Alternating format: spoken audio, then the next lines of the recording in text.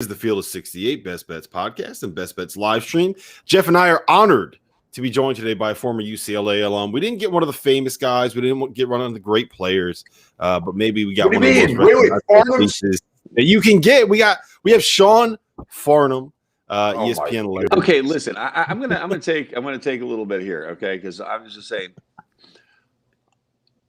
you didn't get one of the all-time greats at UCLA is completely accurate. That is indisputable. That is objective. That is not subjective. All right. But saying that I'm not famous, I am on TV almost every single day, Rob. That's right. Farnham is famous. I can attest. You are recognizable. I have a food named after me in Spokane. How many Bruins have foods named after them in other locations in the country? Okay, can you so you have food named after you? Talk me through how you made this happen at the Davenport, right? He paid him off. I did not, Jeff. That's something you would do. I'm a man of virtue. Okay, so earlier this year, they announced that they're naming this spicy shrimp flatbread after me in Spokane, Washington. They named it the Farnham because I love it. And the Davenport Hotel, I don't know I know Jeff has stayed there. I don't know, Rob, if you've ever been up there or not. I've never been up there. To me, it became my version of Cheers. For if you're old enough to remember that show where everybody knows your name. And I've covered so many Gonzaga games in the last 11 years that I would walk in the lobby and Robin or Jen, who work at the Safari Lounge, would look over at me and go, "You want the usual?" And I'd say yes. And I'd check in, drop my bags off upstairs, come back down. There's the spicy shrimp flatbread with my beverage of choice. And I would eat it, and it just became my thing. And so I always used to kind of work the spicy shrimp flatbread or the Davenport into the games because it literally felt like home. And you guys know, as much as we travel, if you can find a hotel that treats you like that, you're like, I'm good. Like, I don't get paid. I don't get upgrades. I don't get free spicy shrimp flatbread. It's always just been something that I absolutely loved, authentically loved. And then they named the spicy shrimp flatbread after me this year during the course of a game. I forget which game it was exactly because I lost my mind. It was like a 40-point blowout. I want to say it's San Francisco for Gonzaga. And they announced that they are going to name it after me. And I was like, you've got to be kidding me. It blew me away. They've got my picture on the menu. And even better is that get your picture on the menu. Oh, yeah, it's unbelievable. So even better, though, is I called up their marketing director and I was like, hey, listen, what if we, for the month of March, donated proceeds to Coaches versus Cancer? I'm on the national board of Coaches versus Cancer. And obviously, Jeff, you know my fight with my father-in-law and everything that I've gone through, losing him, and how much I'm involved with the V Foundation, TRF.org, which is the Imagine Dragons Pediatric Cancer Foundation. If it's a cancer foundation and it's reputable, I'm going to support it. And so I said, what if we do something for Coaches versus Cancer? And they got back to me and said, how about 100% of the proceeds for any of the Farnham flatbreads sold during the NCAA tournament? We will give you a check at the end for Coaches versus Cancer. And so far, it's outselling every other flatbread on the menu by 3 times the amount. That's great. So I am incredibly thankful and humbled by the people of Spokane, Washington that have gone and supported this. And yeah, it's funny. It's not normal, but it's pretty damn cool to have your picture on a menu and a food named after you. Well, I'll tell you this, man. Like, that's literally the dream, is to be able to go to one place and actually have a food named after you. Dan Dickau was on here a while ago, and he was telling us that one of his proudest achievements was having a beer named after him at one of the breweries in the area. But both of those things are awesome. Like, that's my dream, right? I want to be able to go into a place and be like, yeah, see that sandwich right there? That's named after me, the Rob Special. But I'm not cool enough. I'm not Sean Farnham. Hey, by the way, it is happy birthday to the ultimate fool, to Rob Dauster, on April Fool's. How about that? It's so appropriate that Dauster's birthday is on April Fool's because he's a clown. He's a complete clown. So yeah, the loving support I get here for him every day. It's the best. Well, it's Jeff. I mean, let's be honest. This is, and I'm going to railroad this thing again because this is Jeff Goodman, who the other night tweets out during the Alabama UCLA game that we deserve to see Alabama play Michigan. And no offense. He said, no offense, we deserve seeing Alabama play Michigan. And I replied back to his tweet, I take offense to that. And guess what? On the other night, on Tuesday night, I called Jeff because I saw him sitting there at the end of the court. And I say, did we really deserve Alabama, Michigan, or did we deserve this magical moment from my UCLA Bruins? Come on. The disrespect. So Farnham, real quick, I want you to take off the ESPN suit and tie. I want you to put your UCLA jersey back on and talk to me about how much fun this run has been as a UCLA alum, as a UCLA fan. Okay, we're streaming this, so I can take 20 seconds. Yeah, of course. Yeah, go do it. You guys talk amongst yourself. I'll be right back. Go ahead. Yeah. Come back. You're gonna love this. Farnham, it's crazy, Rob. So I've known Farnham. The first time I think I ever dealt with Farnham, he was doing a radio show. No! Look at this. All right, there you go. Like Letterman jacket. What is that? What that is? Better yet, this is my UCLA Letterman jacket. There it is. So I will definitely put this on right now for this conversation. Then I'll take it back off again. We're using this during the slam dunk 3-point competition. We're doing like an old school, like rep your school. Danny Manning's got a bunch of Kansas stuff. They got a bunch of UCLA stuff for me. So they asked me to bring this. So I didn't necessarily believe that I was going to be sitting here getting ready to watch my Bruins in the Final Four with it, but I'm excited. You should put your career points up against Danny's career points when they do the intros. You know how they put like your resumes. Yes, we should. I mean, I'd be right there if you like minus 3,000 of his points. Exactly. Maybe you can borrow a few or something. I was telling Dauster, you and I think we first met and first talked, right? I mean, it had to be like 15 years ago now, Sean, when you were doing the Fox show, right? Yep. Yeah. Yeah, we've known each other a long Fox Sports Radio with Chris Myers. And I used to come back here for the Final Four. And then you would come on as a guest back in the day on the show and talk college basketball with us. And that's how you and I met. Okay, so I took off my ESPN analyst. I'm wearing my UCLA jacket. Okay, so go ahead, Rob. Where are we going with this? Well, I just want to know like how much fun has this run been? I mean, the weird thing about this is it's UCLA, right? But it's also you made it from the first four, and now you're in the Final Four, second team to ever do it. So it's this weird coming together of the most storied program in the history of college basketball, while also being kind of like a little bit of a plucky underdog, so to speak. So how's this one been? It's not expected. No, it wasn't expected, especially with the way they played in the Final Four games. They had leads in all of those games at like the 10-minute mark in the second half, and then they just crumbled defensively.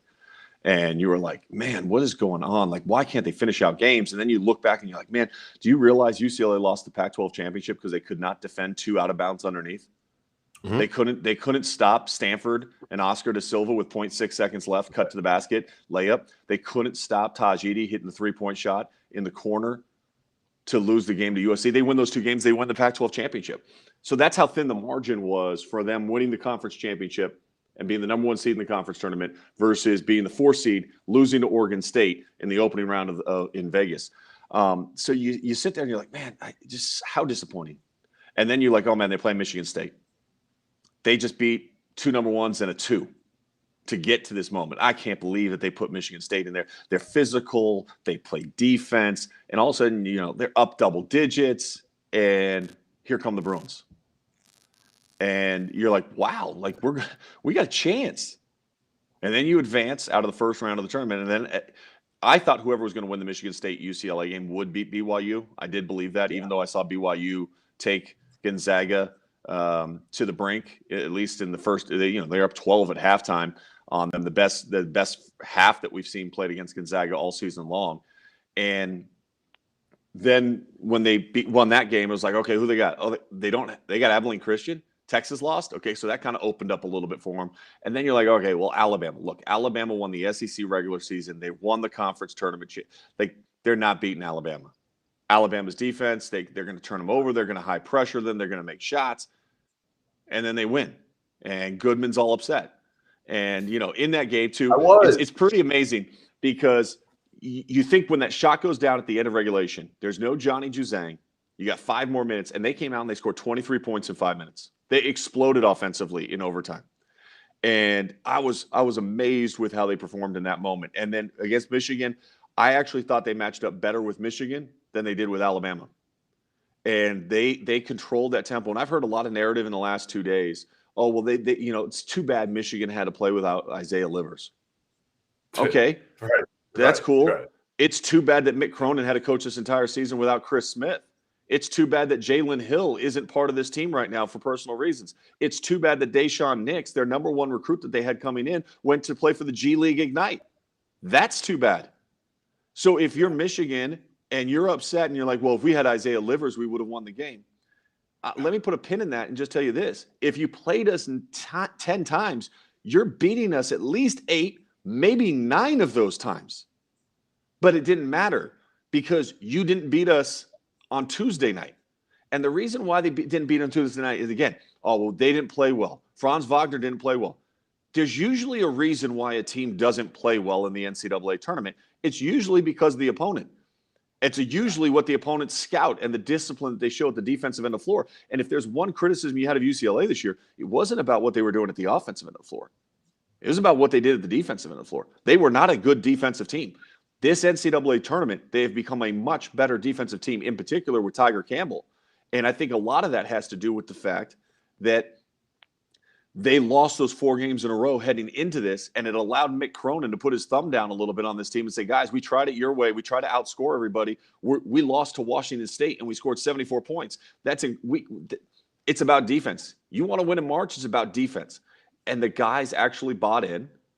They're playing for him. They're playing for each other. Johnny Juzang is breaking records at UCLA. Literally, Kareem Abdul-Jabbar is the only player to score more points in their first 5 NCAA tournament games. He scored the same amount as Bill Walton. Like, I talked to his dad after the game the other night, and I was like, you know what? No matter what happens in your son's career, he will always be introduced, at least at Pauley Pavilion, as the most outstanding player of the East region in 2021 that led the Bruins to the Final Four. For the rest of his life, that will be how he is announced. Pretty cool.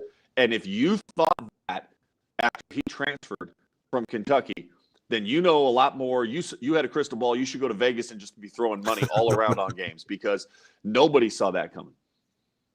All right, so Sean, how much were you involved in the process when UCLA was hiring a new coach and it didn't go well? I mean, it's kind of like Indiana a little bit. I think a lot of fans have these kind of crazy notions that you're going to get like Tony Bennett or Mark Few again or whatever, Jay Wright. And it came down like Jamie Dixon, Rick Barnes, and then you end up getting Mick Cronin. And I don't know about you, maybe you were all in at that point, but I wasn't because I saw a guy from the Midwest that was all about defense. And I said, could this be Ben Howland 2.0? Well, listen, I did a lot of behind-the-scenes communication. Like the athletic department would call me and they'd say, "Hey, have you seen this coach?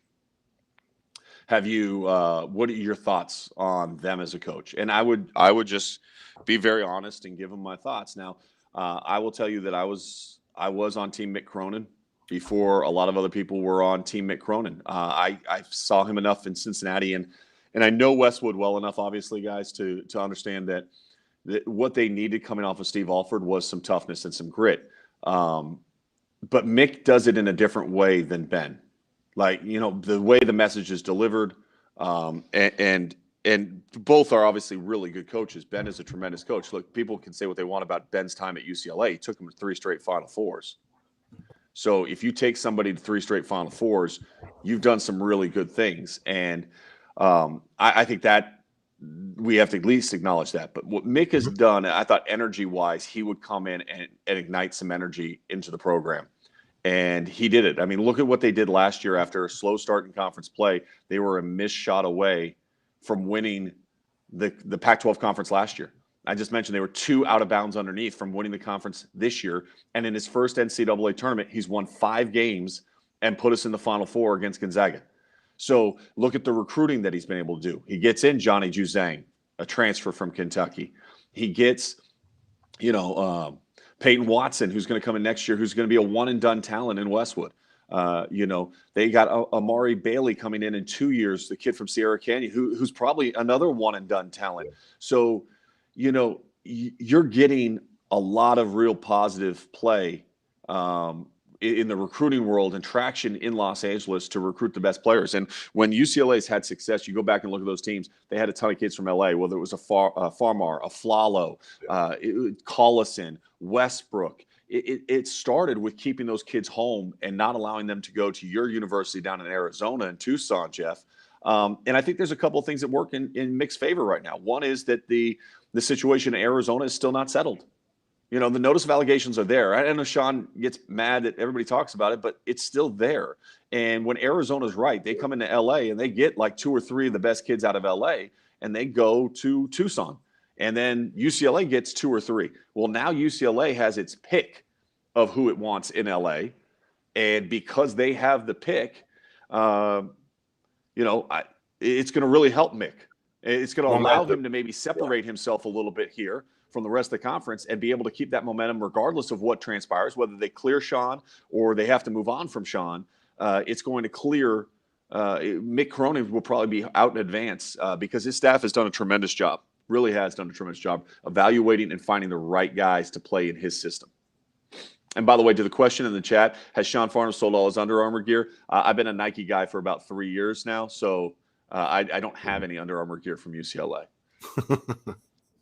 The thing that's been really impressive to me about the transition has not been, it's not like the physical toughness. Like when you think about the Cincinnati Mick Cronin teams, you think about teams that play kind of the way they did on Tuesday night, I guess. But it's been the mental toughness and what these kids have gone through in terms of, losing Dacian Nix and losing Chris Smith, like you mentioned, having rough starts to both seasons, being able to bounce back from the losses that they had down the stretch of the year. It's being down 11 at halftime to Michigan State and still finding a way to win. Like that kind of resiliency is something that I think stems from the coach and the staff and what they want to build as a culture in that program. So that to me has been what's been really impressive about this program and kind of how it's gone under Mick. Like I don't think that they bounced back from some of those setbacks under the previous coaching staff. Well, they couldn't because they didn't want to play defense at all. Mm-hmm. I mean, it was just such an offensive-minded philosophy and an idea. I'm just plugging my laptop and it's dying on me. But it was such an offensive identity that they didn't want to defend. They didn't have the grit to defend. I mean, look at the game plan the other night was brilliant. They walled up on Hunter Dickinson and played him one-on-one. They didn't bring the double. And there was multiple times I was like, damn, we got to change up our coverage here because he was getting some good looks and he even scored a couple baskets in a row. And I was like, he's going to eat us up. He's going to eat us up. But the walling up was good enough. And what it allowed them to do is stay at home at guys like Franz Wagner. And there's a reason why Franz wasn't comfortable. It was a reason why he didn't get his clean looks. There's a reason why on his drives, there were bodies and arms in front of him because UCLA didn't double Hunter Dickinson. They weren't chasing. UCLA never got to a point defensively where they were chasing the other night. Even when Michigan came back and took a 1-point lead, I think late in the second half or with about 8 minutes left to go in the second half, they hit a 3 and I think took a 1-point lead. You're like, oh my gosh, here it goes. Michigan's going to pull away a little bit here. And no, UCLA was like, oh, we're good. They walked the ball up the floor. They ran a couple double screens for Johnny Juzang. And we're like, Juzang, take us home. And they did. And there was no mistake about who Mick Cronin wanted the ball in the hands at the offensive end of the floor. And there was no mistaking what they wanted to do with the defense. They had a clear identity, and that clear identity is the reason why they still get to play on Saturday against Gonzaga. All right, so how do they beat Gonzaga? Give me the scouting report for what we would do in this matchup against Gonzaga. How do you beat them?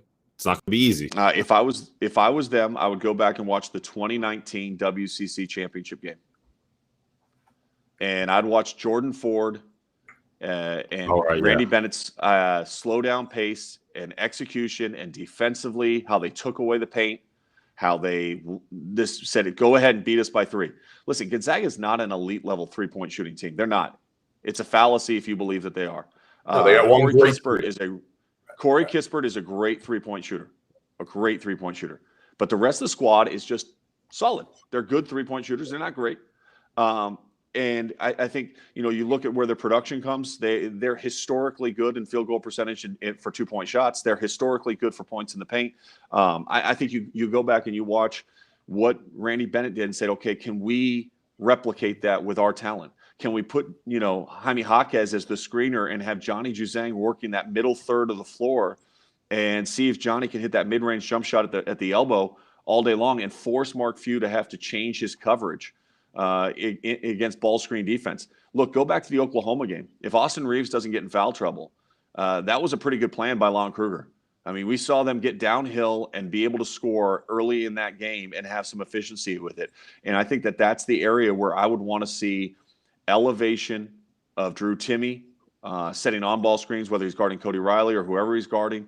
And then you put shooters around the outside. And if they start to pinch and show to try to stop Johnny Juzang, then I'd make Johnny the playmaker. And then he's kicking out to Jules Bernard. He's kicking out to Jaime Jaquez on the outside. And you have opportunities for them to close out defensively, shot fake, drive the hole, try to get them in foul trouble. But you've got to work in the last third of the shot clock. You've got to be ultra efficient within that final third of the shot clock. You cannot turn the ball over because, as we saw the other night against USC, when you have 7 turnovers in the first 5 minutes, the game was over. The game was over in the first 5 minutes of the contest. Mm-hmm. So you can't do that. And I would say, listen, we're going to try to – you hit 10, 12 threes, I'm going to tip my cap to you and say congratulations.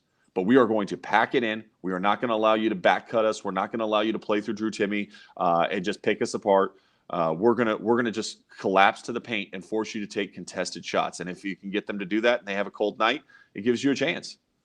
I love that you mentioned St. Mary's because my initial reaction was to go back and watch the first half of the St. Mary's Gonzaga game this year. Then when they played in Moraga, when St. Mary's basically what they did was they took 28 seconds off every shot, put some of the balls at the end of the block, and then just completely ignored offensive rebounds, sent all 5 guys back, and said, "Okay, you're going to beat us in the half court. You're not going to get out and run on us." And it worked. They were up.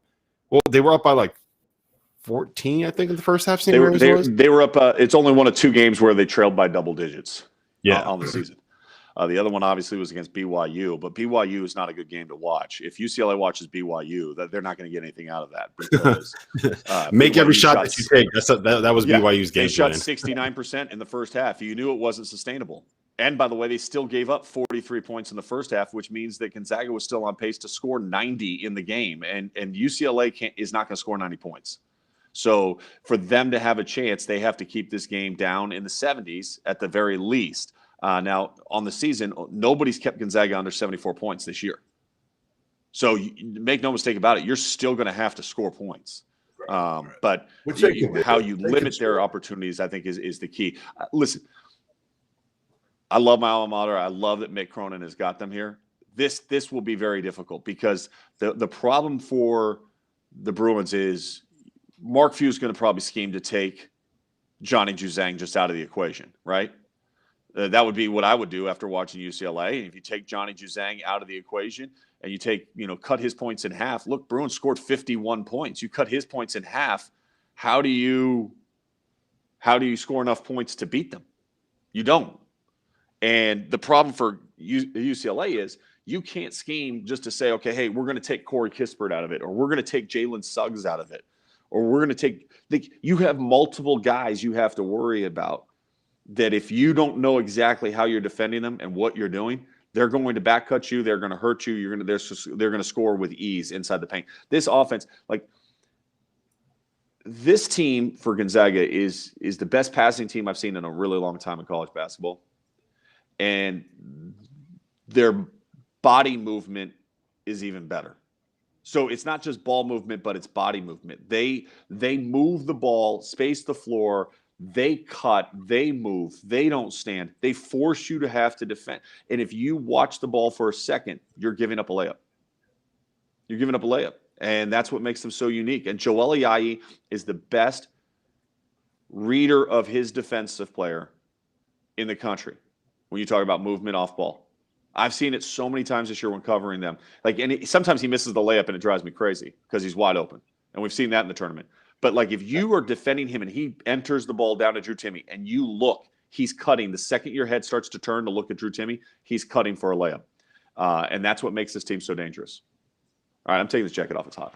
So, Sean, no disrespect, but we really need Gonzaga to win this game. I knew you would say that. I knew you would say that. It's true. I take disrespect to that. All right, well, you can take whatever disrespect you want. You know the funny thing is, though, Jeff? There's people, because of the spicy shrimp flatbread thing, there are people that literally are you should rename it because it's the Bruins versus the Zags this weekend. We shouldn't have it still be the Farnham just for the weekend. And I'm like, no. Let me describe it to you. All right, this is my blood child, UCLA, right? And my adopted child, the team that I've covered more in the last 11 years than any program in the country. Yeah. And you know what? Sometimes children will fight, and that's okay. And as a parent, my advice would always be this: remove yourself from the fight. Let them figure it out. You can sit back and you can be supportive to both and enjoy the game. Stepdad Sean. That's what I'm going to do. Yeah, listen, again, so I picked Baylor to win it all. Preseason. You're wrong, but that's okay. No, and I may be. Listen, they got a much tougher game here coming up than they do. They really do. That's the game, by the way. Yeah. Well, it's going to be a war, and if all right, let's say hypothetically we do get what I think most people want, which is Gonzaga Baylor. Does Baylor have a chance if we get it? Yeah, of course they do. Of course they do. Because I think matchup-wise, out on the perimeter, they have a tremendous amount of versatility, and then size and athletically, they match up extremely well on the perimeter with Gonzaga. So I think that really helps them a lot in that game. I think it'd be – look, I've said this too. Remember the book, The Last Great Game, that was about the Kentucky-Duke game? They might need to rewrite a second version of that book if we get that game on Monday night. Honestly, I mean, there's no doubt the two best teams in college basketball all season long are Baylor and Gonzaga. Now, I think Baylor's matchup versus Houston is going to be an absolute fight. I do not think it's going to be easy. I think it's going to be an extremely close game. I think as much as we're saying, hey, the matchup for the Gonzaga guards versus Baylor guards are good. Yeah. Like we have arguably the three best backcourts in the country here in the Final Four. We talk so much about guard play and how guard play is really important. When you look at the numbers and you think about Dejan Algero and you think of Marcus Sasser and Quentin Grimes, I mean, they defend, they are physical. They're big. Giroux's ability to pass. They're not long, but they're big and strong. Yeah, but they're men. Right. They never let you – they haven't let any team feel comfortable so far in this NCAA tournament. Now, obviously, they've played nothing but double-digit seeds all the way through. And so that's going to be used against them. So how much of that is a byproduct of who they got to play? You can't fault them for who they had to play. It's not their fault. And they played in the AAC. Lost. They played in the AAC all year also. Right. It's been a while. Now you're going to step up in weight class here a little bit, and you're going to take on Baylor. But I do think that the time between games gives them an ample opportunity to know exactly who they are, how they're going to play. And I think that they understand that this team has never wavered on their identity. Offense and defensive efficiency ranking in the top 10 in both categories, but offensively, I think that's always been a limitation a little bit for me. I've always been a little bit concerned with their offense. But I think defensively, they're going to be very disruptive. I don't think they're going to let Baylor just step into wide open three-point shots and knock them down from the outside and go, oh, wow, we didn't know they were a great three-point shooting team. I think they're going to make them feel really uncomfortable. I think they're going to hit them on the first possession. I think Baylor's going to feel Houston at the offensive end. Baylor is going to know where Houston is defensively at all times. And can they knock them off their line? Can they extend out the offense 2 or 3 steps away further out and change that angle of the pass that has been a rhythm pass all year long for Baylor? And I think that they can. And I guarantee you that the coaching staff and I guarantee you those players, they've been focused on that task ever since they won their game. All right, well, listen, we appreciate you jumping in, Sean. We appreciate it. We don't want to hold you up. We know you got places to be. You should probably go for a run out here. It's like 37 degrees today. It'll test you. Act like I haven't already – like I already got my workout in. I already showered, which I think is more than I can say for you, Jeff. Hey, Sean. There you go. Yeah. That's a great shirt. If you got to get you a Farnham flatbread, and we'll call it a day. Get you a Farnham flatbread. I'll pay for – whoever's ordering a Farnham flatbread today, I'll pay for 10 of them. How's that? I'll pay for 10. You need to put that on Twitter. And Sean, on Twitter.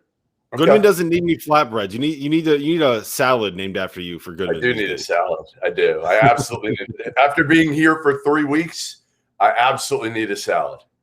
Okay, how many times have you eaten at Harry and Izzy's? 3. Okay, how many times have you eaten at the Steak Shack? I haven't done the steak and shake or whatever. I haven't done it yet. Yeah, I've been good. Steak and Shake right on the corner here. You haven't done that one? No, there's like a fish, like a better, not a fast food fish place, but a good fish place that I've had a couple of lobster rolls from. Not bad. I mean, I'm a New England guy, and the lobster rolls here are pretty good. You said fast food fish place. That sounds like a disaster. It actually was good. Sounds like a disaster. It wasn't that bad. Listen, you got to do what you got to do these days. It's not like, again, not like I'm eating outside here. Not in 37 degrees. PJ Carlissimo gave me a great Italian spot. It's out by Hinkle Fieldhouse. Mama Corellas. Okay. All right. So the slam dunk 3-point competition's out there tonight. I'm going to go out there. I'm going to try to pre-order, have it packaged up so I can just grab it and then eat it over at Hinkle Fieldhouse, which will be good. Nice. Well, listen, Sean, before you go, we had one question in the chat that I think you need to answer. What's that? All right. Where does Kentucky stand among Farnham's kids? Farnham was an SEC guy. He was a big SEC guy for a while. We forget that. About 6 years, I was covering the SEC. During that period of time, certainly, they were an adopted child, but I think they went to court, and they had a separation from me. They're like, we no longer want to be associated. No, look, I thought my time in Lexington was awesome. And those were great years. I mean, look, I've been really fortunate at ESPN to cover some really special, unique teams. I did the final game of Wichita State with Fred and Baker when they went undefeated. And that was great to call that game in the Roundhouse when they finished off the regular season there. That place was rocking that night. I was there for the whole 2014-2015 Kentucky team that went 38-1. Still, I think in the modern era of what we've had, I think it has to be a team that will go down and be remembered as one of the great teams that we've had in college basketball in a very, very long period of time, even though they came up short. And I get that if they would have finished it off, then we're talking historically great. But I think in this modern era, the last couple of decades, it's still a special team that needs to be remembered, especially for who they beat, how they played throughout the course of the year, and the talent level that was on that team. So special teams to be part of, just as much as this Gonzaga team is as well. And I've heard the narrative, by the way, that they probably wouldn't have gone undefeated in this conference or that conference. This is a global pandemic. It's a global pandemic. Mark Few has 3 players on the top 10 list for the Wooden Award. That has never happened in the history of the Wooden Award. Never happened in the history of the Wooden Award to have 3 on the top 15, let alone the top 10. The talent level is there. If you think this is just yesteryear's Gonzaga Bulldogs, gritty little team, you have really not watched them this year. Jalen Suggs will be an all-star. He will be an all-star at the next level. Corey Kispert is Joe Harris. Literally, they played for the same club, FOH, out of Seattle. But he's literally got Joe Harris written all over him. And Drew Timme is a throwback to yesteryears and has the best footwork of any big in college basketball this year. And oh, by the way, Joel Ayayi is probably a pro too. Yeah, and I don't mind that. But Joel Ayayi is probably a pro too. And then you have Andrew Nembhard, who started 67 straight games at Florida. So if you think that this is just some small little team that does, lucky, and they play in a weak conference, which is why they've gotten here, you clearly did not watch their non-conference, because every time they've lined up against a big dog, quote unquote, big dog out of a big conference, what have they done to them? What have they done to them? Beating the hell out of them. Who by the way, was USC not playing the best basketball of any team in this tournament up until that game? Here's what's crazy about that, Farnham. Here's what's crazy about this. I told Jeff this the other day.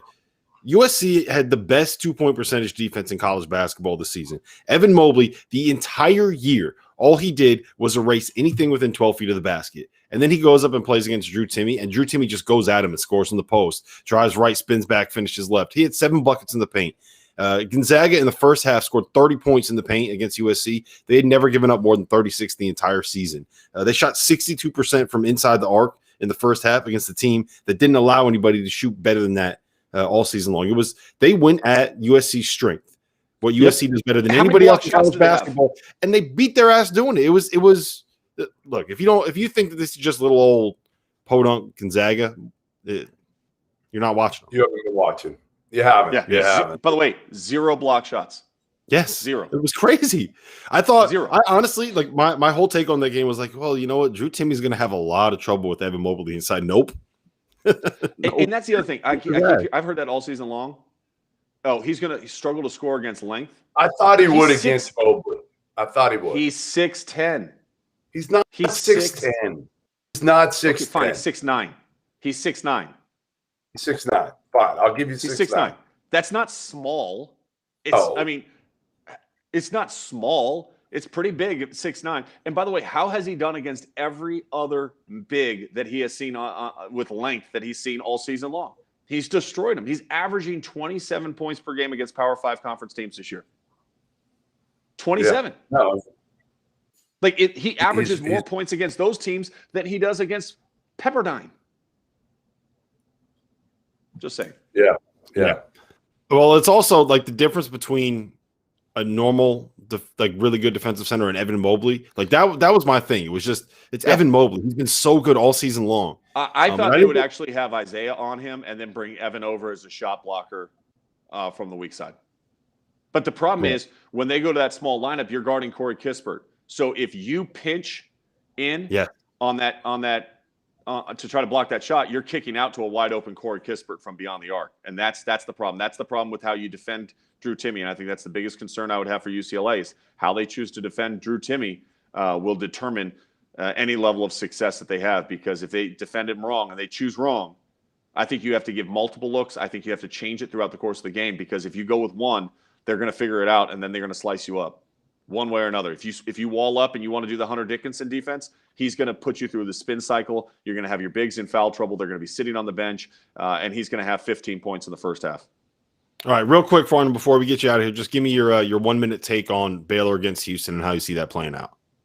I'd say low scoring game. I think it's going to be a low scoring game. I think it's going to be a game that's going to be played in the 60s for both teams. I think it's going to be 2 possessions. I do think Baylor's going to win. But I think that I think this is going to be an absolute fight. I think you're going to see a ton of fouls. I think you're going to see it's not going to be a pretty game. It's not going to be a picturesque game to watch, but it's going to be phenomenal. It's like watching football in the snow, rain, mud, veer offense. You're not dropping back and doing read option passing. You know, your RPOs. You're literally just running the veer and faking the dive, doing the pitch. And you've got great linebackers on the other side that are trying to shoot the gap. I mean, that's what we're going to see. And I think the shooting at the end of the day is better on Baylor's side, which is why I have them winning the game. But I think it's going to be a great contest. I really hope that we have officials that let these guys play. I really, really do, because I don't want to see a situation where it's like everybody that we want to see in this game has 3 fouls with 15 minutes left. Because with how that's tough what you're going to see. Things are, that's what you're going to end up being. You know, I think this game will have a similar feel to Houston's game versus Texas Tech. Yeah. Go back to the Texas Tech game earlier this year. I thought that game was just, especially the first half, Houston came out and absolutely punched Texas Tech in the mouth. Now, that was an early Texas Tech game, so that wasn't the same Texas Tech team, in particular at the defensive end, that we saw later in the season. Mac McClung was still making his adjustment over, but they came over, they punched Texas Tech in the mouth. And I think that's what we're going to see on Saturday. I think that's the same mindset they're going to have is can we go out and can we just be overly physical and be the more aggressive team and hope that the whistles don't take us out of the game. Yeah, and the other thing is I promise you both of these teams know each other very well because the Alvin Brooks, the third, and his dad, I guarantee both have watched each other's games. So they definitely know each other very, very well. So it's going to be fun to watch. It's what we call an easy scout. It's kind of like when you're trying to scout Goodman. Just let him do it. Hey, Farm, last thing before we leave. Tony Stubblefield, Oregon assistant coach, just got the DePaul head coaching job. Like it, don't like it. What are your thoughts? I like it. I think he's done a tremendous job under Dana Altman. Surprised that Dennis Gates wasn't there. I can get why Kenny Payne didn't come. I mean, once you get to the NBA, I mean, this is the kind of same adage as we talked about Brad Stevens over the last couple of weeks. Once you're in the NBA, like most of the time guys are like, this is pretty awesome. I love this. I'm not going anywhere. And I think for Kenny, as while he wants his own program, I'm sure the fit right now with the roster they have with the Knicks and kind of that the improving roster that they have, I think that bodes well for him to continue to gain experience there. That's going to benefit him whether he's a head coach, comes back to the college level or not. But I was surprised Dennis Gates didn't get a better look from Cleveland State. He had a tremendous year. Leonard Hamilton assistant for a long time. But Stubblefield's done a great job for Dana Altman. And you follow his lineage, and you can see he's been successful. I think he's ready for this opportunity. I think for DePaul, they need life. They need life in that program. They need somebody that's going to come in and be able to recruit. Yeah. Stubblefield has done that in his time at Oregon. I think you're going to see them hit the transfer portal extremely hard and try to turn over the roster that way. At least in the initial stages. I think he'll take the same approach that we've seen Dana take, where every year it's like a mixed bag of different goods, and can he stir it up and churn it into something that is successful at the end of the season. And Dana's been incredible at that. So I'd anticipate that kind of same mentality as he tries to get DePaul relevant inside the Big East. Yeah, I just wonder, the only thing you wonder, Sean, is how much was it Oregon and Nike compared to how much was it Tony Stubblefield recruiting? Could you go out to Oregon and get some of the same players because you have the backing? And is he going to have the backing at DePaul? Obviously, it's not going to be the same. We know that. Transfer market's different, though, Jeff. Transfer market is different because what you're selling is an ideal of a role, an ideal of exposure, an ideal of an opportunity. That maybe they felt like they weren't getting somebody somewhere else, which is why they put themselves in the transfer market. And when you have a roster, you have a roster basically that you're like, nobody's safe. You come here, you're going to play. Yeah, you're going to play in the Big East right away. I think that's something that would entice a lot of people to at least take a look, and then it's up to you to close the deal. I think that's why the transfer portal is going to be the key. Yeah, and he'll have to hire a veteran. He's keeping Tim Anderson, a really good recruiter on their staff at DePaul, but they'll have to hire, same with any of these assistant coaches that get head jobs in Power 5 leagues. You probably got to hire a veteran guy. Maybe your boy Lav will go with him. Lav. I don't think Lav's going for the assistant role. I think Lav's going to wait to try to see if he can crack into the WCC at some point in time. I would agree with that. Whatever out there on the West Coast, I think Lav would like to stay in the good weather. I don't if Santa Clara was to open up in the next couple of years, I could see Lav trying to go get that job. Yeah, you and Lav are a little soft. I don't know if you can handle the Midwest full time. Jeff, I work in Bristol, Connecticut frequently. It's a little chilly there. Only a segment of time, and we know you go from the Marriott to DoubleTree, and nowhere. DoubleTree, campus. What are you doing? You got to get the Marriott points. I mean, this is a rookie. Jeff, they give points at the Hilton too. They do. They give out points at most hotels nowadays. Listen, what I want you to do when we get off here, I want you to tweet out that I will be giving away 10 free Farnham flatbreads today or for the rest of the tournament. And you let me know where to send them. I mean that for I'm going to tell them to direct message you. Whatever it is, however I got to pay for them. But put it out there. I'm in. I love it. How much you guys know? I mean, listen, Jeff. You know, in particular, you were around me when my father-in-law was passing, and how important he was to me. And to watch him go through 14 years, 7 different trial meds, just to try to live long enough for his grandchildren to remember who he is. I've never seen a warrior that strong before with my own eyes. I sold my house. I moved into his house to help take care of him. And he is and will always be a great warrior in my eyes.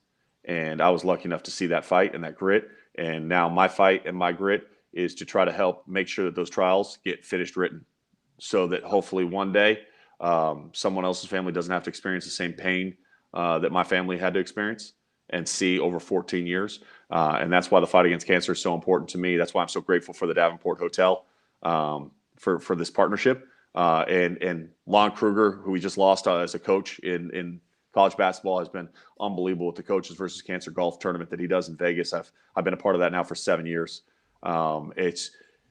I love the fact that so many people do so much. So I appreciate the 10. I'm going to make sure people get to know that and hit you up on direct message for Spokane. And guys, I appreciate the opportunity just to come in and talk college basketball. It's a great time of year. I'm shocked my Bruins are still here. I'm gonna celebrate and love every single moment of this thing because it was so unexpected. But I appreciate you guys, and talking hoop always is always fun, especially college basketball. And I love the platform you guys have created. Thanks for coming on, Farnham.